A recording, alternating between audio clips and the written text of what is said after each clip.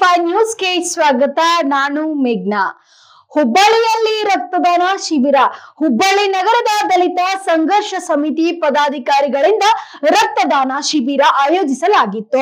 ಇನ್ನು ಕರ್ನಾಟಕ ದಲಿತ ಸಂಘರ್ಷ ಸಮಿತಿ ಪುರೋಹಿತ್ ನಗರ, ತೇಜಸ್ವಿ ನಗರ ಹಾಗೂ ರೋಟರಿ ಬ್ಲಡ್ ಬ್ಯಾಂಕ್ ಆಶ್ರಯದಲ್ಲಿ ನಡೆದ ಶಿಬಿರವನ್ನು ವಿದ್ಯಾಗಿರಿ ಪೊಲೀಸ್ ಠಾಣೆಯ ಸಿಪಿಐ ಸಂಗಮೇಶ್ ಡಿಂಡಿಗನಾಳ್ ಅವರು ಉದ್ಘಾಟಿಸಿದ್ರು. ರಾಜ್ಯ ಸಂಘಟನಾ ಸಂಚಾಲಕರಾದ ಮರೀಶ್ ನಾಗನ್ ಅವರು ಮಾತನಾಡಿ, ಯುವಕರು ರಕ್ತದಾನ ಮಾಡಲು ಮುಂದೆ ಬರಬೇಕು ಎಂದರು. ಆಡಳಿತ ವೈದ್ಯಾಧಿಕಾರಿಗಳು ಡಾಕ್ಟರ್ ರವಿ ಸೋಮಣ್ಣನ್ ಅವರು ಮಾತನಾಡಿ, ಮುಂದಿನ ದಿನಗಳಲ್ಲಿ ಪುರೋಹಿತ್ ನಗರದ ಯುವಕರು ಇಂತಹ ಸಮಾಜಮುಖಿ ಕಾರ್ಯದಲ್ಲಿ ಹೆಚ್ಚು ತೊಡಗಿಸಿಕೊಳ್ಳುವವರು ಎಂದು ಭರವಸೆ ನೀಡಿದ್ರು. ಇನ್ನು 29 ದಲಿತ ನಾಯಕರು ರಕ್ತದಾನ ಮಾಡಿದ್ರು. ವಸತಿ ಶಾಲೆಯ ಪ್ರಾಚಾರ್ಯರನ್ನು ವಜಾಗೊಳಿಸಲು ಮನವಿ. ಸೆಡಂ ತಾಲೂಕಿನ ಅಡಕಿ ಗ್ರಾಮದ ಹೊರವಲಯದಲ್ಲಿರುವ ಮೊರಾರ್ಜಿ ದೇಸಾಯಿ ವಸತಿ ಶಾಲೆ ಅವ್ಯವಸ್ಥೆಯ ಆಗರವಾಗಿದ್ದು, ವಸತಿ ಶಾಲೆಯ ಪಾಲಕರನ್ನು ಹಾಗೂ ಪ್ರಾಚಾರ್ಯರನ್ನು ತಕ್ಷಣವೇ ವಜಾಗೊಳಿಸಬೇಕೆಂದು ಕರವೇ ತಾಲೂಕಾ ಅಧ್ಯಕ್ಷ ಡಾಕ್ಟರ್ ರಾಮಚಂದ್ರ ಗುತ್ತೇದಾರ್ ತಹಸೀಲ್ದಾರರ ಮೂಲಕ ಜಿಲ್ಲಾಧಿಕಾರಿಗಳಿಗೆ ಮನವಿ ಮಾಡಿದ್ದಾರೆ. ಇನ್ನು ವಸತಿ ಶಾಲೆಯಲ್ಲಿ ಕಳಪೆ ಮಟ್ಟದ ಊಟವನ್ನು ವಿದ್ಯಾರ್ಥಿಗಳಿಗೆ ನೀಡಲಾಗುತ್ತಿದೆ. ಮಕ್ಕಳ ಆಹಾರದಲ್ಲಿ ಹಲವಾರು ಬಾರಿ ಹುಳಗಳು ಬಂದಿವೆ ಎಂದು ಮನವಿಯಲ್ಲಿ ಆರೋಪಿಸಲಾಗಿದೆ. ತಹಸೀಲ್ದಾರರು ಸೇಡಂ ಮಾನ್ಯರೇ, ಆಡ್ಕಿ ಮೊರಾರ್ಜಿ ವಸತಿ ಶಾಲೆಯ ಪ್ರಿನ್ಸಿಪಾಲ್ರನ್ನ ಮತ್ತು ವಾರ್ಡನನ್ನ ಅತಿ ಶೀಘ್ರದಲ್ಲಿ ಅಮಾನತುಗೊಳಿಸಬೇಕು. ಏಕೆಂದರೆ ಆಡ್ಕಿ ಮೊರಾರ್ಜಿ ವಸತಿ ಶಾಲೆಯಲ್ಲಿ ಪ್ರತಿ ವಾರಕ್ಕೊಂದ್ಸರಿ ಆದರೂ ಆ ಊಟದ ತಟ್ಟೆಯಲ್ಲಿ ಹುಳಗಳು ಬರ್ತಾ ಇದ್ದಾವೆ. ಆದ್ದರಿಂದ ಸರ್ಕಾರಕ್ಕೆ ನಾವು ತಟ್ಟೆ ಹಿಡಿದು ಭಿಕ್ಷೆ ಬೇಡುವುದರ ಮುಖಾಂತರ ನಾವು ಪ್ರತಿಭಟನೆಯನ್ನ ಇಂದು ಮಾಡ್ತಾ ಇದ್ದೇವೆ. ಏಕೆಂದರೆ ಸರ್ಕಾರ ಯಾವಾಗಲೂ ಅಲ್ಲಿ ಓದ್ತಕ್ಕಂಥ ಮಕ್ಕಳು, ನಿರ್ಗತಿಕರ ಮಕ್ಕಳು, ಬಡವರ ಮಕ್ಕಳು, ದೀನ ದಲಿತರ ಮಕ್ಕಳು, ಅಲ್ಪಸಂಖ್ಯಾತರ ಮಕ್ಕಳು, ಅಲ್ಲಿ ಓದ್ತಕ್ಕಂಥ ಮಕ್ಕಳು ಯಾರು ಸರ್ಕಾರಿ ನೌಕರಸ್ಥರ ಮಕ್ಕಳಲ್ಲ, ರಾಜಕೀಯ ಮುತ್ಸದಿಗಳ ಮಕ್ಕಳಲ್ಲ, ಮತ್ತು ಶ್ರೀಮಂತರ ಮಕ್ಕಳಲ್ಲ. ಆದ್ದರಿಂದ ಎಷ್ಟೋ ಸರಿ ಮತ್ತು ಅಲ್ಲಿರ್ತಕ್ಕಂಥ ನೀರಿನ ವ್ಯವಸ್ಥೆನೂ ಚೆನ್ನಾಗಿಲ್ಲ, ಅಲ್ಲಿರ್ತಕ್ಕಂಥ ಪರಿಸರದ ವ್ಯವಸ್ಥೆನೂ ಚೆನ್ನಾಗಿಲ್ಲ, ಮತ್ತು ಅಲ್ಲಿರ್ತಕ್ಕಂಥ ಶೌಚಾಲಯಗಳು ಪೂರ್ತಿಯಾಗಿ ಹದಗೆಟ್ಟಿದ್ದಾವೆ. ನಾವೇ ಖುದ್ದಾಗಿ ಅಲ್ಲಿಗೆ ಭೇಟಿ ನೀಡಿದ ನಂತರ ಜುಲೈ 20ನೇ ತಾರೀಕು ಮಕ್ಕಳು ಪ್ರತಿಭಟನೆಯನ್ನ ಮಾಡ್ತಾರೆ. ಆ ಮಕ್ಕಳು ಪ್ರತಿಭಟನೆ ಮಾಡಿದರೂ ಯಾವೊಬ್ಬ ತಾಲೂಕಾಧಿಕಾರಿಗಳು ಅಲ್ಲಿಗೆ ಹೋಗ್ಲಾರ್ದು. ಇನ್ನು ಈ ಸಂದರ್ಭದಲ್ಲಿ ಮಹೇಶ್ ಪಾಟೀಲ್, ಶ್ರೀನಿವಾಸ್ ರೆಡ್ಡಿ, ದೇವಕುಮಾರ್ ಭೀಮಯ್ಯ, ಗುತ್ತಿಗೆದಾರ್ ಚಂದ್ರಕಾಂತ್ ಪೂಜಾರಿ, ಗುಂಡಪ್ಪ ಪೂಜಾರಿ, ಮಹೇಶ್ ರೆಡ್ಡಿ, ರಾಘವೇಂದ್ರ ಚಂದ್ರಶೇಖರ್, ಮಡಿವಾಳ ಅನಿಲ್, ರವಿ ಸಿಂಗ್, ಶಿವಕುಮಾರ್ ಸಿಂಧನಮಡು, ನಾಗಪ್ಪ ಪ್ರಜ್ವಲ್, ಸುಭಾಷ್ ಚಂದ್ರ, ರವಿ ಮದ್ರಿ, ಭಗವಂತ ಇಮಡಾಪುರ್, ಆನಂದ್ ಸಿಂಧನಮಡು ಉಪಸ್ಥಿತರಿದ್ದರು. ಅಕ್ಕಪಡೆಯಿಂದ ಮಹಿಳೆಯರ ರಕ್ಷಣೆ. ಹುಮನಾಬಾದ್ ಮಕ್ಕಳ ಮಹಿಳೆಯರ ಮೇಲೆ ನಡೆಯುವ ದೌರ್ಜನ್ಯವನ್ನು ತಡೆಯುವ ಪ್ರಮುಖ ಉದ್ದೇಶದಿಂದ ಅಕ್ಕಪಡೆ ರಚಿಸಲಾಗಿದೆ ಎಂದು ಡಿವೈಎಸ್ಪಿ ಜೆಎಸ್ ನ್ಯಾಮಗೌಡ ಹೇಳಿದ್ರು. ಇನ್ನು ಪಟ್ಟಣದ ಪೊಲೀಸ್ ಠಾಣೆಯಲ್ಲಿ ಆವರಣದಲ್ಲಿ ಅಕ್ಕಪಡೆ ಕಾರ್ಯಕ್ಕೆ ಶನಿವಾರ ಚಾಲನೆ ನೀಡಿ ಮಾತನಾಡಿದ್ರು. ಶಾಲಾ ಕಾಲೇಜುಗಳು, ವಿದ್ಯಾರ್ಥಿನಿಯರು ಸೇರಿದಂತೆ ಯುವತಿಯರು, ಮಹಿಳೆಯರ ಸುರಕ್ಷತೆ ದೃಷ್ಟಿಯಿಂದ ಅಕ್ಕಪಡೆ ಕಾರ್ಯ ನಿರ್ವಹಿಸುತ್ತಿದೆ ಎಂದಿದ್ದಾರೆ. ಯಾರಾದರೂ ಯಾವುದೇ ಸಮಯದಲ್ಲಿ ಸಿಲುಕಿದಾಗ 112ಕ್ಕೆ ಕರೆ ಮಾಡಬೇಕು.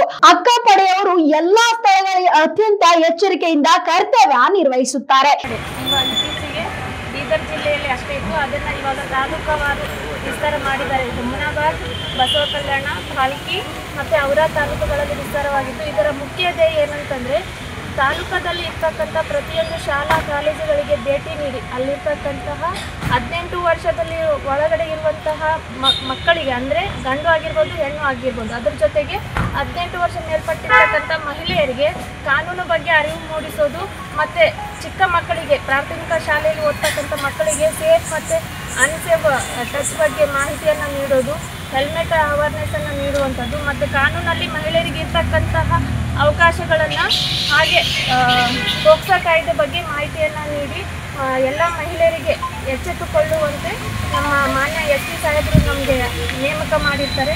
ಇನ್ನು ಮುಂದೆ ಈ ಹುಮನಾಬಾದ್ ತಾಲೂಕಲ್ಲಿ ಉತ್ತಮ ರೀತಿಯಾದಂಥ ಕಾರ್ಯವನ್ನು ನಿರ್ವಹಿಸ್ತೇವೆ ಅಂತ ಹೇಳಿ ಈ ಮೂಲಕ ನಾವು ಮಾತು ಕೊಡ್ತಾ ಇದ್ದೀವಿ. ಅಕ್ನ ಸಿಪಿಐ ಗುರು ಪಾಟೀಲ್, PSI ಸುರೇಶ್ ಚೌಹಾಣ್, ಹುಲಿಯಪ್ಪ ಸೇರಿ ಅಕ್ಕಪಡೆ ಹಾಗೂ ಪೊಲೀಸ್ ಸಿಬ್ಬಂದಿ ಉಪಸ್ಥಿತರಿದ್ದರು. ಸೆಪ್ಟೆಂಬರ್ 13 ರಾಷ್ಟ್ರೀಯ ಲೋಕ ಅದಾಲತ ಲಾಭ ಪಡೆಯಲು ನ್ಯಾಯಾಧೀಶ ಭಾರತಿ ಎಂ ಖರೈ. ಸೆಪ್ಟೆಂಬರ್ 13ರಂದು ಬಾಗೇಪಲ್ಲಿ ನಗರದಲ್ಲಿ ರಾಷ್ಟ್ರೀಯ ಲೋಕ ಅದಾಲತ್ ನಾಗರಿಕರು ತಮ್ಮ ವ್ಯಾಜ್ಯ ಬಗೆಹರಿಸಿಕೊಳ್ಳಲು ಕಾರ್ಯಕ್ರಮದ ಪ್ರಯೋಜನ ಪಡೆಯಬೇಕೆಂದು ನ್ಯಾಯಾಧೀಶ ಭಾರತಿ ಎಂ ತಿಳಿಸಿದ್ರು. ಸುದ್ದಿಗೋಷ್ಠಿಯಲ್ಲಿ ಮಾತನಾಡಿದ ಅವರು, ಸಾರ್ವಜನಿಕರು ತಾವು ದಾಖಲಿಸಿರುವ ಪ್ರಕರಣಗಳನ್ನು ರಾಜಿ ಸಂಧಾನದ ಮೂಲಕ ಇತ್ಯರ್ಥ ಪಡಿಸಿಕೊಳ್ಳಬಹುದು. ಬೃಹತ್ ಲೋಕ ಅದಾಲತ್ ರಾಜಿ ಮಾಡಿಕೊಳ್ಳುವ ಪ್ರಕರಣಗಳಿಗೆ ನ್ಯಾಯಾಲಯವು ಯಾವುದೇ ಶುಲ್ಕವನ್ನು ವಿಧಿಸುವುದಿಲ್ಲ. ಇನ್ನು ಸದರಿ ಶುಲ್ಕವನ್ನು ಪಕ್ಷಿದಾರರಿಗೆ ಹಿಂದಿರುಗಿಸಲಾಗುವುದು. ಅಲ್ಲದೆ ವಕೀಲರು ಶುಲ್ಕ ನ್ಯಾಯಾಲಯಕ್ಕೆ ಅಲೆದಾಡುವ ಸಮಯ ಉಳಿಯುತ್ತಿದೆ ಎಂದಿದ್ದಾರೆ. ನೋಡಿ, ನಾವು ಹುಟ್ಟು ಮತ್ತು ಸಾವು ಎರಡು ನಮ್ಮ ಕೈಲಿಲ್ಲ, ಹೌದಾ? ಹುಟ್ಟು ಆಕಸ್ಮಿಕ, ಎಲ್ಲಿ ಹುಡ್ತೀವೋ ಗೊತ್ತಿಲ್ಲ, ಯಾರ ಮನೇಲಿ ಹುಡ್ತೀವೋ ಗೊತ್ತಿಲ್ಲ. ಆದರೆ ಸಾವು ನಾನು ಬೇಡ ಬೇಡ ಅಂದರೂ ಬರುವ ಅತಿಥಿ ಯಾರು ಅಂದರೆ ಸಾವು ನಿಶ್ಚಿತ. ಯಾವಾಗ ಬೇಕಾದರೂ ಯಾರಿಗೆ ಬೇಕಾದರೂ ಯಾವ ಸಂದರ್ಭದಲ್ಲಿ ಬರುತ್ತೆ ಗೊತ್ತಿಲ್ಲ. ಇದು ನಾವು ತಿಳ್ಕೊಬೇಕಾಗಿರ್ತಕ್ಕಂಥದ್ದು. ಈ ಹುಟ್ಟು ಮತ್ತು ಸಾವು ಇವುಗಳ ನಡುವೆ ಇರ್ತಕ್ಕಂಥದ್ದು ನಮ್ಮ ಜೀವನ. ಈ ಒಂದು ಜೀವನವನ್ನು ಯಾವ ರೀತಿಯಾಗಿ ರೂಪಿಸ್ಕೊಳ್ಬೇಕು, ಯಾವ ರೀತಿಯಾಗಿ ನಾವು ನಮ್ಮ ಜೀವನವನ್ನು ನಡೆಸಬೇಕು, 4 ಜನರಿಗೆ ನಾವು ಮಾದರಿಯಾಗಿ ನಮ್ಮ ಜೀವನವನ್ನು ನಡೆಸಬೇಕು. ಇದಷ್ಟೇ ನಮ್ಮ ತಲೆಯಲ್ಲಿರಬೇಕು. ಅಟ್ಲೀಸ್ಟ್ 4 ಜನ ನೋಡಿ ನಮ್ಮ ವ್ಯಕ್ತಿತ್ವವನ್ನು ಅನುಸರಿಸದೇ ಇದ್ದರೂ ಕೂಡ ನಮ್ಮ ಮಕ್ಕಳು ನಮ್ಮ ಜೀವನ ಶೈಲಿಯನ್ನು ನೋಡಿ ಅನುಸರಿಸುವಂತಾದರೆ ಸಾಕು. ಸೊ ಹಾಗಾಗಿ ನಾವು ಯಾವಾಗಲೂ ಕೂಡ ಸಜ್ಜನರ ಸಂಘವನ್ನು ಮಾಡಬೇಕಾಗುತ್ತೆ. ಸಜ್ಜನರ ಸಂಘ ಹೆಜ್ಜೇನು ಉಂಡಂತೆ, ದುರ್ಜನರ ಸಂಘ ಬಚ್ಚಲ ನೀರು ಕೊಚ್ಚಲಿ ಸವಿದಂತೆ ಸರ್ವಜ್ಞ. ವಕೀಲರ ಸಂಘದ ಉಪಾಧ್ಯಕ್ಷರಾದ ರವಿ, ಕಾರ್ಯದರ್ಶಿ ಆರ್ ಜಯಪ್ಪ, ಖಜಾನ್ಸಿ ಬಿಂದು ಕುಮಾರಿ, ಹಿರಿಯ ವಕೀಲರಾದ Allah Baksh, Karun Sagar Reddy, Dattatreya Satyanarayana, Narasimha Reddy, Fayaz Basha, V Narayan, Mushtaq Ahmed, A Nanjundappa, M B Gurunath, T L. Ramanjaneya, Chandrashekar Chand, Bashi GS, Ramanji, Venkatarayana, Manjunath, Nagabhushan, Balu Nayak, MR Manjunath ರವರ, ಉಮೇಶ್ CV, ನರೇಂದ್ರ ಬಾಬು ಸುದ್ದಿಗೋಷ್ಠಿಯಲ್ಲಿದ್ದರು. ನಿಡಗುಂದ ಗ್ರಾಮದಲ್ಲಿ ಪದವಿ ಪೂರ್ವ ಕಾಲೇಜಿನಲ್ಲಿ ಅಡಿಗಲ್ಲು ಸಮಾರಂಭ. ಕಲಬುರಗಿ ಜಿಲ್ಲೆ ಚಿಂಚೋಳಿ ತಾಲೂಕಿನ ಸೇಡಂ ವಿಧಾನಸಭಾ ಕ್ಷೇತ್ರದ ನಿಡಗುಂದ ಗ್ರಾಮದಲ್ಲಿ ಪದವಿ ಪೂರ್ವ ಕಾಲೇಜಿನ ಅಡಿಗಲ್ಲು ಸಮಾರಂಭವನ್ನು ವೈದ್ಯಕೀಯ ಶಿಕ್ಷಣ ಸಚಿವ ಡಾಕ್ಟರ್ ಶರತ್ ಪ್ರಕಾಶ್ ಪಾಟೀಲ್ ಅವರು ನೆರವೇರಿಸಿದ್ರು. ಲೋಕೋಪಯೋಗಿ ಇಲಾಖೆ 2023-24ನೇ ಸಾಲಿನ KKRDP ಮೈಕ್ರೋ ಯೋಜನೆ ಅಡಿಯಲ್ಲಿ ಪದವಿ ಪೂರ್ವ ಕಾಲೇಜಿನ ಕಟ್ಟಡ ನಿರ್ಮಾಣ ಕಾಮಗಾರಿಕೆಯನ್ನು ಉದ್ಘಾಟಿಸಿದ್ರು. ಈ ಕಾಮಗಾರಿ ಅಂದಾಜು ಮೊತ್ತ ರೂಪಾಯಿ 78.8 ಲಕ್ಷ ಆಗಿದ್ದು, ಇರುಪಳ್ಳಿ ರಸ್ತೆ ಆಗಿರ್ಬೋದು, ಇವೆಲ್ಲ ರಸ್ತೆಗಳನ್ನ ಈಗ ಮತ್ತೆ ಗೋರ್ಪುರಲ್ಲಿ ಅದೇ ಬ್ರಿಡ್ಜ್ ಕೂಡ ಸ್ಯಾಂಕ್ಷನ್ ಮಾಡ್ತಿದ್ದೀವಿ. ಅದಾದ್ರೆ 1 ಕಿಲೋಮೀಟರ್ ನಮ್ಮ ಯಲ್ಲಮ್ಮ ಗೇಟಿಂದ ಮುಂದೆ 1 ಕಿಲೋಮೀಟರ್ ರಸ್ತೆ ಹಾಳಾಗಿದ್ದು ಅದು ಕೂಡ ಮಂಜೂರು ಮಾಡಿಸಿದ್ದೀವಿ. ಈ ಭಾಗದಲ್ಲಿ ಸಾಕಷ್ಟು ಅಭಿವೃದ್ಧಿ ಕೆಲಸ ಈಗ ನೀವೇನು ನೋಡ್ತಾ ಇದ್ದೀರಿ. ಈಗ ನಮ್ಮ ಛತ್ರಸಾಲದಿಂದ ಈಗ ಭಕ್ತಂಪಳ್ಳಿವರೆಗೆ ಅದಕ್ಕೂ ಮತ್ತೆ 8 ಕೋಟಿ ರೂಪಾಯಿ ಸ್ಯಾಂಕ್ಷನ್ ಮಾಡಿಸಿದ್ದೀವಿ. ಅದೇನೇನು ಕೆಲಸ ನಡೀತಾ 8 ಕೋಟಿ ಮೊದಲೇ ಮಾಡಿ ಅಡಿಗಲ್ ಮಾಡಿದ್ದೀವಿ. ಕೆಲಸ ನಡೀತಾ ಮುಂದಿನ 8 ಕೋಟಿ ರೂಪಾಯಿ ಸ್ಯಾಂಕ್ಷನ್ ಮಾಡಿಸಿ. ಇರುಪಳ್ಳಿ ರಸ್ತೆ ಆಗಿರ್ಬೋದು, ಇವೆಲ್ಲ ರಸ್ತೆಗಳನ್ನ ಈಗ ಮತ್ತೆ ಗೋರ್ಪುರಲ್ಲಿ ಅದೇ ಬ್ರಿಡ್ಜ್ ಕೂಡ ಸ್ಯಾಂಕ್ಷನ್ ಮಾಡ್ತಿದ್ದೀವಿ. ಅದಾದ್ರೆ 1 ಕಿಲೋಮೀಟರ್ ನಮ್ಮ ಯಲ್ಲಮ್ಮ ಗೇಟಿಂದ ಮುಂದೆ 1 ಕಿಲೋಮೀಟರ್ ರಸ್ತೆ ಹಾಳಾಗಿದ್ದು ಅದು ಕೂಡ ಮಂಜೂರು ಮಾಡಿಸಿದ್ದೀವಿ. ಈ ಭಾಗದಲ್ಲಿ ಸಾಕಷ್ಟು ಅಭಿವೃದ್ಧಿ ಕೆಲಸ ಈಗ ನೀವೇನು ನೋಡ್ತಾ ಇದ್ದೀರಿ. ಈಗ ನಮ್ಮ ಛತ್ರಸಾಲದಿಂದ ಈಗ ಭಕ್ತಂಪಳ್ಳಿವರೆಗೆ ಅದಕ್ಕೂ ಮತ್ತೆ 8 ಕೋಟಿ ರೂಪಾಯಿ ಸ್ಯಾಂಕ್ಷನ್ ಮಾಡಿಸಿದ್ದೀವಿ. ಅದೇನೇನು ಕೆಲಸ ನಡೀತಾ 8 ಕೋಟಿ ಮೊದಲೇ ಮಾಡಿ ಅಡಿಗಲ್ ಮಾಡಿದ್ದೀವಿ. ಕೆಲಸ ನಡೀತಾ ಮುಂದಿನ 8 ಕೋಟಿ ರೂಪಾಯಿ ಸ್ಯಾಂಕ್ಷನ್ ಮಾಡಿ ರಸ್ತೆ ಆಗಿರ್ಬೋದು, ಮತ್ತು ಈ ಭಾಗದಲ್ಲಿ ಸೇಡಂನಿಂದ ಸುಲೇಪೇಟೆ ಹೋಗ್ತಕ್ಕಂಥ ರಸ್ತೆ ಆಗಿರ್ಬೋದು, ಇವೆಲ್ಲ ಅಭಿವೃದ್ಧಿ ಪಡಿಸ್ತಕ್ಕಂಥ ಒಂದು ಪ್ರಯತ್ನ. ಮತ್ತೆ ನಮ್ಮ ಬೆಳಪಳ್ಳಿ ರಸ್ತೆ ಆಗಿರ್ಬೋದು, ಇರುಪಳ್ಳಿ ರಸ್ತೆ ಆಗಿರ್ಬೋದು, ಇವೆಲ್ಲ ರಸ್ತೆಗಳನ್ನ ಈಗ ಮತ್ತೆ ಗೋರ್ಪುರಲ್ಲಿ ಅದೇ ಬ್ರಿಡ್ಜ್ ಕೂಡ ಸ್ಯಾಂಕ್ಷನ್ ಮಾಡ್ತಿದ್ದೀವಿ. ಅದಲ್ಲದೆ 1 ಕಿಲೋಮೀಟರ್ ನಮ್ಮ ಯಲ್ಲಮ್ಮ ಗೇಟಿಂದ ಮುಂದೆ 1 ಕಿಲೋಮೀಟರ್ ರಸ್ತೆ ಹಾಳಾಗಿದ್ದು ಅದು ಕೂಡ ಮಂಜೂರು ಮಾಡಿಸಿದ್ದೀವಿ. ಈ ಭಾಗದಲ್ಲಿ ಈ ಕಾರ್ಯಕ್ರಮದಲ್ಲಿ ಅನೇಕ ಅಧಿಕಾರಿಗಳು, ಕಾಂಗ್ರೆಸ್ ಪಕ್ಷದ ನಾಯಕರು ಉಪಸ್ಥಿತರಿದ್ದರು. ದಾವಣಗೆರೆಯಲ್ಲಿ ಮೊದಲ ಬಾರಿ ಸಂಕೀರ್ಣ ಲಿವರ್ ಶಸ್ತ್ರಚಿಕಿತ್ಸೆ. ದಾವಣಗೆರೆಯಲ್ಲಿ ಲಿವರ್ ಕ್ಯಾನ್ಸರ್ನಿಂದ ಬಳಲುತ್ತಿದ್ದ ರೋಗಿಯೊಬ್ಬರಿಗೆ ಯಶಸ್ವಿ ಶಸ್ತ್ರಚಿಕಿತ್ಸೆಯ ಲಿವರ್ ಸರ್ಜರಿಯ ಮೂಲಕ ಜೀವವನ್ನು ಉಳಿಸಿ ಇಲ್ಲಿನ S Narayan health super speciality ಸೆಂಟರ್ನ ವೈದ್ಯರು ಮಹತ್ವದ ಸಾಧನೆಯನ್ನು ಮಾಡಿದ್ದಾರೆ. ಇನ್ನು ವಿಶೇಷವೆಂದರೆ ಈ ರೀತಿಯ ಸಂಕೀರ್ಣ ಶಸ್ತ್ರಚಿಕಿತ್ಸೆ ದಾವಣಗೆರೆಯಲ್ಲಿ ಇದೆ, ಮೊದಲ ಬಾರಿ ನಡೆದಿದೆ. 72 ವರ್ಷದ ಹಿರಿಯರೊಬ್ಬರಿಗೆ ಲಿವರ್ಗೆ ಸಂಬಂಧಿಸಿದ ಸಂಕೀರ್ಣ ಶಸ್ತ್ರಚಿಕಿತ್ಸೆ ನಡೆಸಿ ಯಶಸ್ವಿಯಾಗಿದ್ದಾರೆ. ಈ ಚಿಕಿತ್ಸೆಯಲ್ಲಿ ಲಿವರ್ನ ರೋಗ ಪೀಡಿತ ಭಾಗವನ್ನು ಮಾತ್ರ ತೆಗೆದು ಉಳಿದ ಆರೋಗ್ಯಯುತ ಭಾಗವನ್ನು ಸರಿಯಾಗಿ ಕಾರ್ಯನಿರ್ವಹಿಸುವಂತೆ ಮಾಡಲಾಗಿದೆ. ಶಸ್ತ್ರಚಿಕಿತ್ಸಾ gastro enterologist doctor RK Hanumanth Nayak ನೇತೃತ್ವದ ತಂಡ ಸುಮಾರು 7 ಗಂಟೆ ಶಸ್ತ್ರಚಿಕಿತ್ಸೆ ಮಾಡುವ ಮೂಲಕ ರೋಗಿಗೆ ಜೀವದಾನ ಮಾಡಿದ್ದಾರೆ. ಕಡಪಟ್ಟಿ ಪವಾಡ ಬಸವಣ್ಣ ದೇವಸ್ಥಾನಕ್ಕೆ ಸ್ಪೀಕರ್ ಹೊರಟ್ಟಿ ಭೇಟಿ. ಬಾಗಲಕೋಟೆ ಜಿಲ್ಲೆಯ ಜಮಖಂಡಿ ತಾಲೂಕಿನ ಕಡಪಟ್ಟಿ ಪವಾಡ ಬಸವಣ್ಣ ದೇವಸ್ಥಾನಕ್ಕೆ ಮತ್ತು ದೊಡ್ಡ ಬಸವೇಶ್ವರ ದೇವಸ್ಥಾನಕ್ಕೆ ಸಭಾಪತಿಗಳಾದ ಬಸವರಾಜ್ ಹೊರಟ್ಟಿ ಅವರು ಭೇಟಿ ನೀಡಿ ದೇವರ ದರ್ಶನ ಪಡೆದರು. ರಮಾನಿ ನಿವಾಸಕ್ಕೆ ಆಗಮಿಸಿ ಜಮಖಂಡಿ ಶಾಸಕರಾದ ಜಗದೀಶ್ ಗುಡಗುಂಟಿ ಅವರು ಮತ್ತು ಉಪ ವಿಭಾಗಾಧಿಕಾರಿಗಳ ಶ್ವೇತಾ ಬಿಡಾಕಾರ್ ಜೊತೆ ಹಲವಾರು ವಿಷಯಗಳ ಬಗ್ಗೆ ಚರ್ಚಿಸುತ್ತಿದ್ದರು.